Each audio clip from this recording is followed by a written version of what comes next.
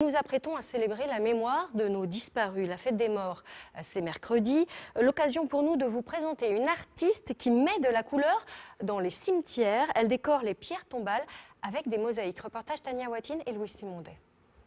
Toune Nicole ne vient pas se recueillir. Elle ne connaît pas la femme qui gît sous cette tombe. Seulement ses enfants qui, un beau jour, lui ont commandé cette mosaïque. Je leur ai demandé de me raconter un peu qu'est-ce qu'aimait leur maman, etc. Et quand ils m'ont dit qu'elle travaillait pour ADT Quart-Monde, pour moi c'était d'une évidence de faire une ronde d'enfants, de personnes qui se tiennent par la main. Raconter une vie, mais surtout faire entrer la couleur au cimetière, c'est ce qui anime l'artiste. C'est aussi ce qui a séduit les familles de ces deux jeunes gens partis trop tôt.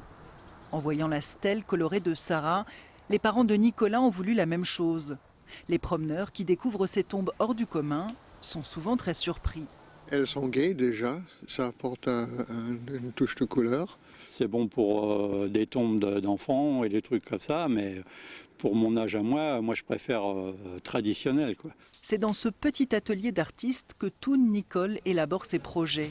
Mosaïste depuis 15 ans, plutôt habituée à faire de la décoration, elle est de plus en plus sollicitée pour des plaques funéraires ou des pierres tombales.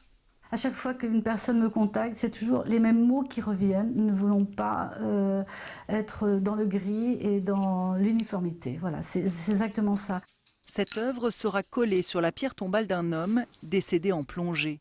Son amour pour la Grande Bleue sera visible à tout jamais, comme une touche de vie pour égayer sa dernière demeure.